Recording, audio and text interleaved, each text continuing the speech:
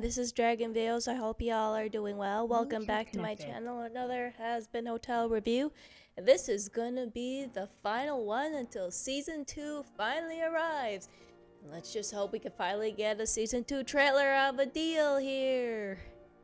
So this one is gonna be called The Show Must Go On. And man, this one does not disappoint. And be warned, there will be some spoilers for this, and also get some hats and buckets ready for the tears that are about to be shed for one of our characters. Let's begin.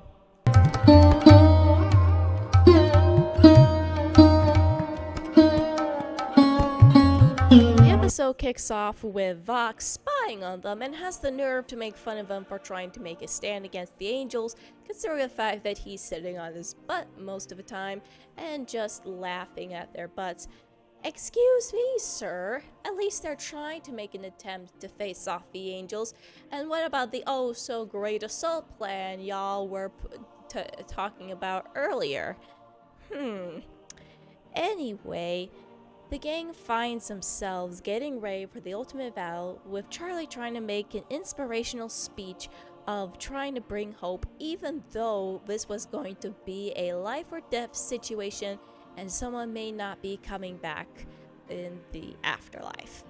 And of course, it doesn't help when Nifty kills the mood by saying, "We're all gonna die."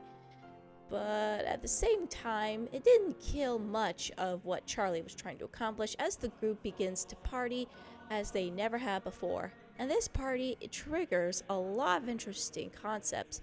Sir Pinch is trying to reveal his crush over Cherry Bomb, as well as admit that he's in love with her in front of her face. And of course, there's Alistair watching from afar and admiring the view of everyone getting along, admitting to himself that he loves what is happening so far. As for Charlie, she touches Angel's door to his bedroom and just cries, thus reacting to a song sung by both her and Vaggie, more than anything reprised. While it was short-lived, I still liked how it was set up. It was very beautiful, with Vaggie trying to reassure Charlie that everything will be okay even if things don't work out the way they hoped it would. Meanwhile, in heaven, Adam decides to rev up his gals with the ultimate exorcist fight that would bring much excitement to the battle up ahead. As they make their way toward the portal to hell, the Hazbin Hotel gang gets ready for the assault, trying their best not to look afraid, and backing down was not an option. Once they arrived, it was full-blown chaos. Alistair using his shield to make sure that most of the force doesn't get in, and it buys the rest of the gang some time to take on some of the current Angels that had managed to seep through.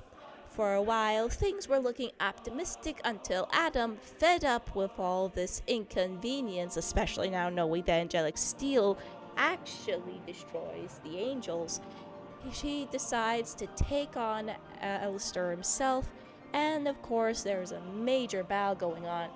Alistair giving this man a good amount of shade that he needed for a very long time, especially with what happened in Welcome to Heaven.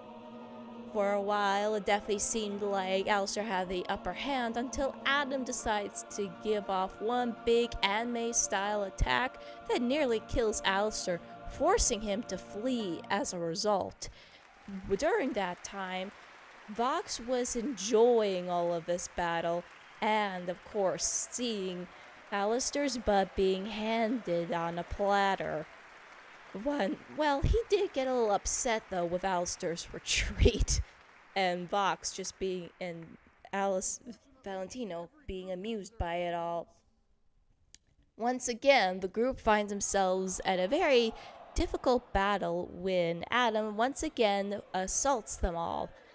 Seeing this, and only one option, Sir Penchus decides to go after Adam, not before giving Cherry Bomb one kiss, and admits that he actually loves her, before slithering away, Cherry being shell-shocked by all of this, While that was when that happened, Serpentius made one final stand, but before it could even land a single blow on Adam, Adam practically tosses him into oblivion. Devastated, Charlie finally had enough and pulls on a major Sailor Moon moment. Oh, come on, tell me no one else thought this scene when Charlie transformed. Astride one of her dragons, and Vaggie joining in, the duo decides to face Lute and Adam once and for all, Lute taking on Vaggie, and Charlie taking on Adam. While Vaggie was able to get the upper hand in a somewhat satisfying revenge on Lute for taking out her eye, Charlie was trying her best to hold on against Adam and finally landing a physical blow on him with her trident, finally fed up with his treatment, finally giving him what he deserved. But just when she was at her wit's end with this guy, Lucifer finally comes in and gives a battle of a lifetime. As Adam and Lucifer duke it out, we definitely hear a brief exposition between the two that not only, of course, did they not get along, but it seemed that Lucifer offered Eve something that Adam got really ticked off about. As the battle continued on, the hotel was breaking apart piece by piece up to the point where now it was literally falling apart, and Charlie almost falling with it, if not for Lucifer swooping in to catch her. Finally, both she and Lucifer gave Adam a major beatdown of a lifetime and have the guy pinned. They decide to grant him mercy and back off. But before Adam could even land a hit, he gives off this traditional villain speech of "I am entitled this, you are losers," but not before we finally have our most satisfying moment in Hazbin Hotel. Holy shit. Devastated, Lute had no choice but to retreat, and the rest of the exorcists went back to heaven. However, this happy moment was short-lived when the gang looks at the destruction ahead and Killjoy gives the exciting news that Extermination Day is cancelled. This soon bleeds into the song, or the finale, where Charlie feels devastated about what happened with Serpentius, and that feels like she was responsible for all the bad things that happened up until now. However, with the help of Lucifer and the gang, she was finally perking up and able to see that she still did some good despite all of what has happened so far. And of course, the gang continues to rebuild the hotel. Meanwhile, the V's are just getting revved up for their brand new tactics, brand new schemes that are sure to be problems in the future for Season 2. And of course, there's a little hint that Alistair and Vox have a big friendship history going on based on the slight picture that is seen. And of course, speaking of the Deer Demon, Alistair is found back in his old trashed radio tower, bleeding and on the point where he is ready for a mental breakdown, but promises himself he'll eventually be free through Charlie's decisions. And of course, it all wraps up into one happy finale, with a few surprises at the tail end. With this...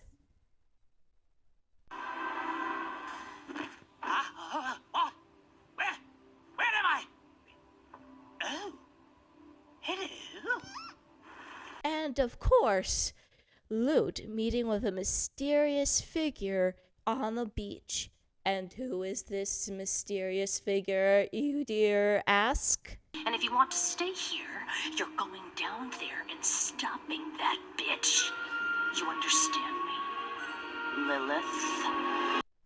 Man, so many questions, but yet so little episodes to address them. Let's see if Season 2 will have any results for us, ladies and gentlemen.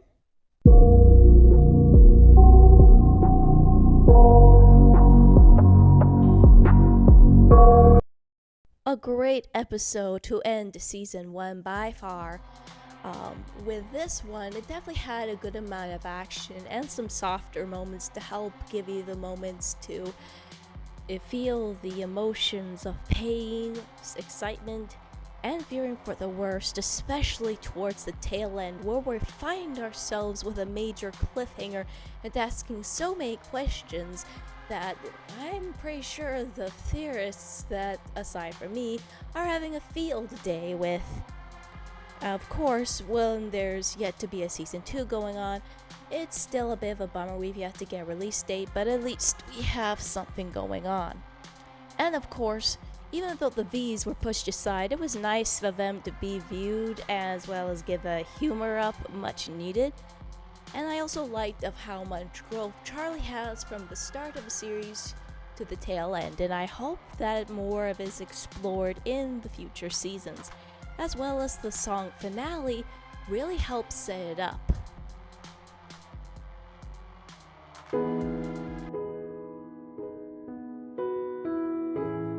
It was a bummer that more than anything Reprise was short for these two, but still I liked of how much sweetness was put into this song, of just Charlie feeling a little scared and skittish and uncertain, understandably so, and Vaggie once again highlighting more of her best girlfriend traits, assuring Charlie that she's doing the right thing and that despite everything, it made positive impacts along the way. It does make you want to see more of their relationship down the line, that's for sure. Can do this. Now I know it. For your story is just begun. Finale was a really good ending song that wraps up the episode so well, each of the cast having their own turn with the parts of a song. The gang trying to perk up Charlie's remorse, and then slowly returning some of her optimism back. Lucifer reassuring her that despite everything that's happened, there was some good in her hotel project, and it shows, especially when everyone pitches in rebuilding the hotel into a brand spanking new one. Alistair's hidden mystery of who he's tied to and why he needs Charlie's help in order to get that done. And of course, the V's amping up their next course of villainy to go, leaving us worrying about what they're planning to do and what sort of chaos are ready to be brought to the table. So much to anticipate in one episode.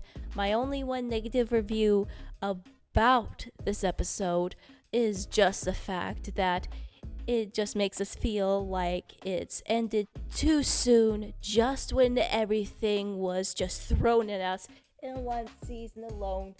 But I guess that can't be helped now, can it? So what do you guys think about this episode? Do a like and subscribe. This is Dragon Veo signing off, and get ready for